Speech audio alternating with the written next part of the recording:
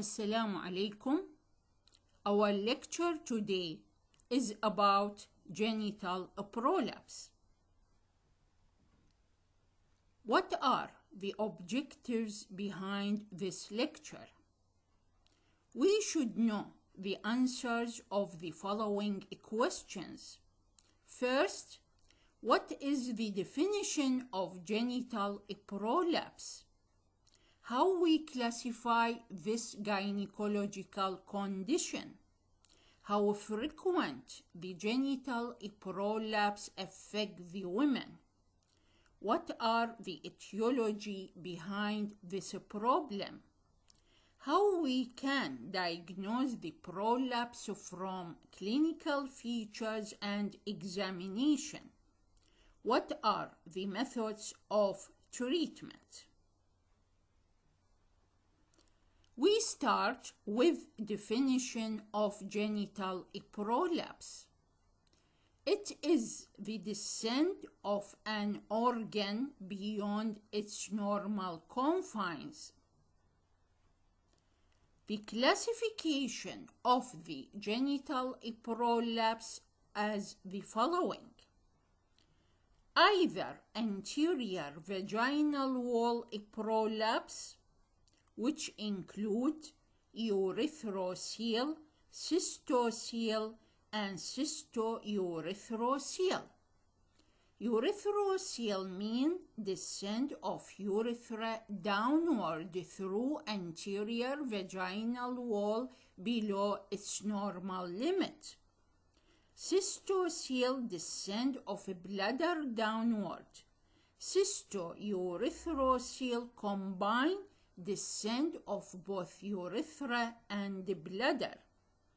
Second type is posterior vaginal wall prolapse, which include rectocoel, that is descent of rectum through posterior vaginal wall.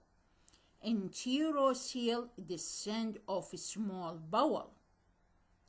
Third type, apical vaginal prolapse, include uterovaginal, that means descent of uterus with inversion of vaginal apex. Vault prolapse, this occurs after hysterectomy operation, with poor attention to the support of vaginal vault, so it will result in inversion of vaginal apex. Fourth type is the uterine prolapse. It is of three types. It can be classified as first-degree uterine prolapse when there is descent of uterus within vagina. Second degree, the descent of uterus down up to the introitus. Introitus means vaginal orifice. Third degree, descent of the uterus out of introitus and called procedentia. It is usually associated with cystocoel and rectocoel. Regarding second degree uterine prolapse, it can be a protrude out of the introitus when the patient bearing down or pushing. What are the incidents? It affects 2% of nulliparous.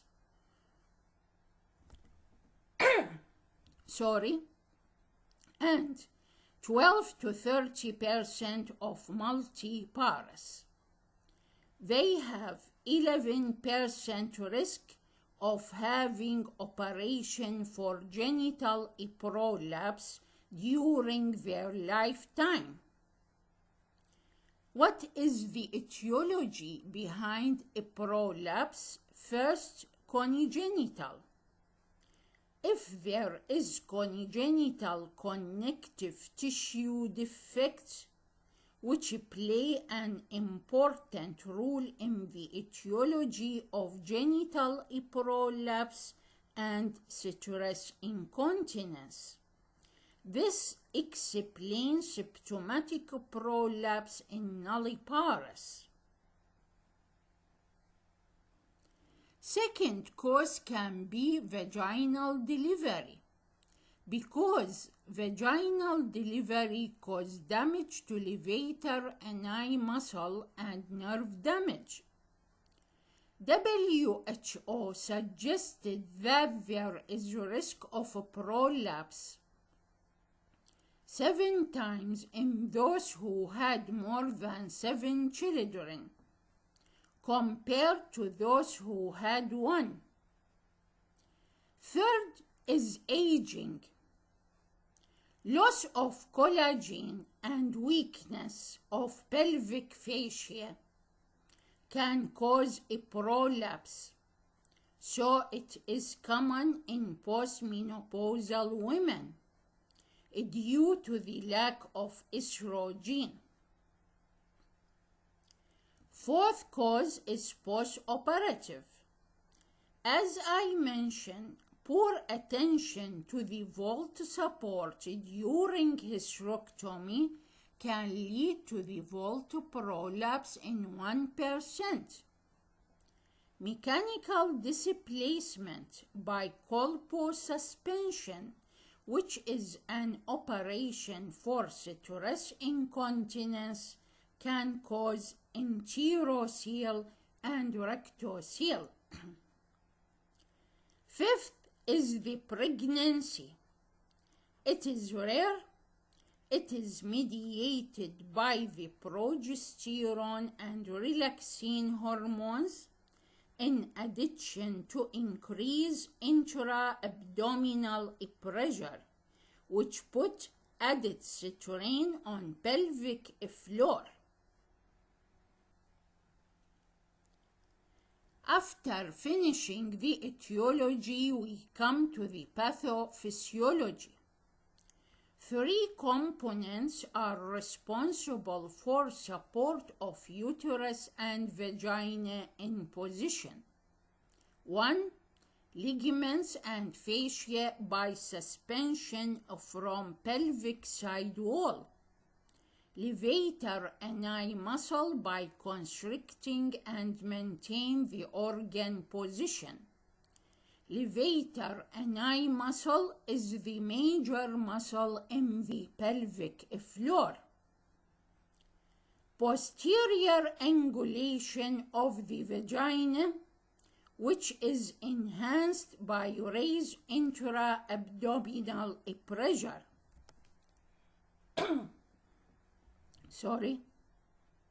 Clinical features.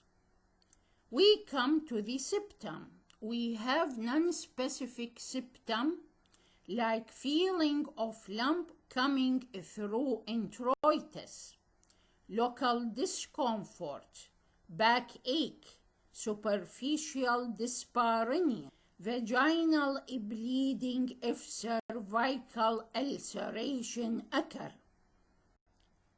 Rarely, acute renal failure due to the severe kinking of ureter.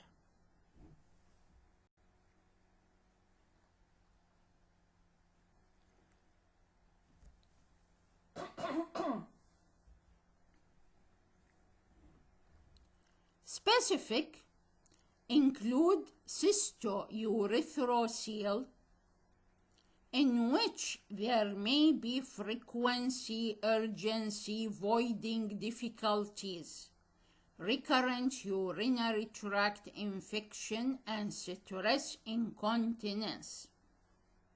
For rectocele, there may be incomplete bowel emptying. For uterine prolapse, profuse vaginal discharge and bleeding. If there is cervical ulcer.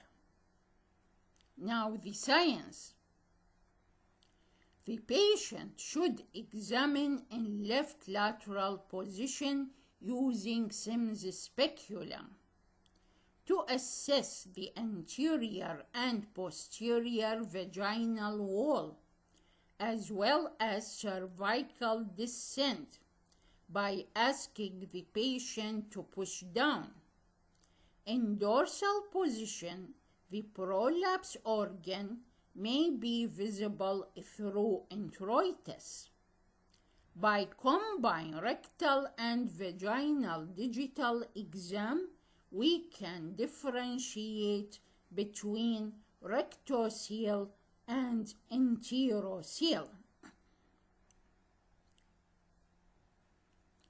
How we prevent prolapse? By shorten second stage of labor, avoid traumatic delivery, and the benefit of episiotomy and hormonal replacement in menopausal women have not sustained. Differential diagnosis. The genital prolapse should be differentiated from congenital vaginal cyst, vaginal inclusion dermoid cyst, urethral diverticulum, large uterine polyp. Now we come to the treatment. We have two methods of treatment, either medical or surgical. Let us start with medical treatment using rubber silicone-based ring, which is the most common conservative method. It is complicated by vaginal infection and ulceration. It should be changed at annual interval.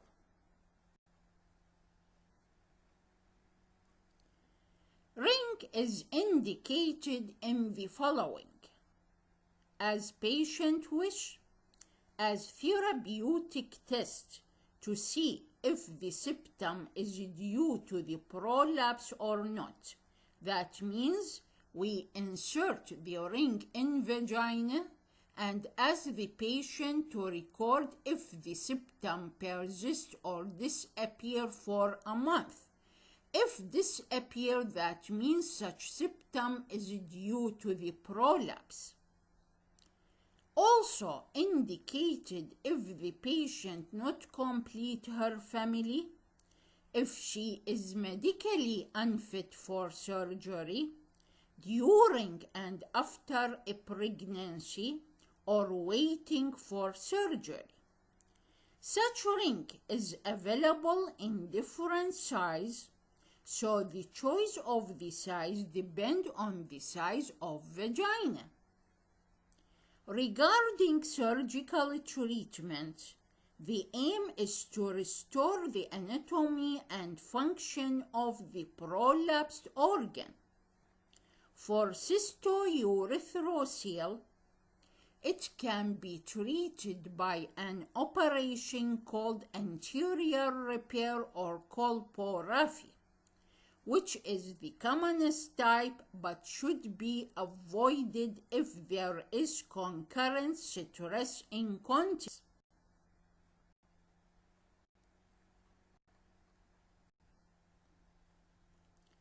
Rectocele, treated by posterior repair or colporrhaphy, which has the same principles as the anterior repair, but they act on posterior vaginal wall. For uterovaginal prolapse, we have either Manchester operation, in which it is indicated in those who wish to conserve uterus for fertility, so indicated in those of young age not completed their family. It involves partial amputation of cervix with approximation of cardinal ligaments below the retained cervix. usually associated with anterior and posterior repair, and this can be complicated by cervical incompetence. Second operation is vaginal hysterectomy, which is indicated in third-degree prolapse in those who don't want to conserve uterus and menopausal women. Here, hysterectomy was performed through vaginal route, not the abdominal route.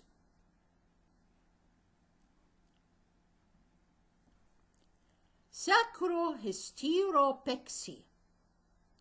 It is also indicated for the treatment of uterovaginal prolapse.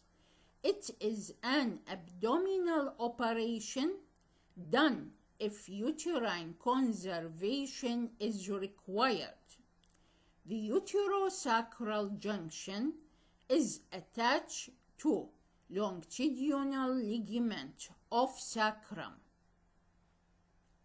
using synthetic mesh, then close the pouch of Douglas. Regarding vault prolapse, which I mentioned that it can complicate hysterectomy operation if performed through abdominal route with poor attention to the vault support, it affects 1% of cases. We have two operations. We have sacrocolpopexy. It is similar to the sacrohysteropexy, but we have no uterus, so the inverted vaginal vault is attached to sacrum using synthetic mesh. Sacrospinous fixation. It is done through vaginal route, where the vaginal vault is attached to lateral ligaments of ischial spine, which is located in mid-cavity. Thank you very much.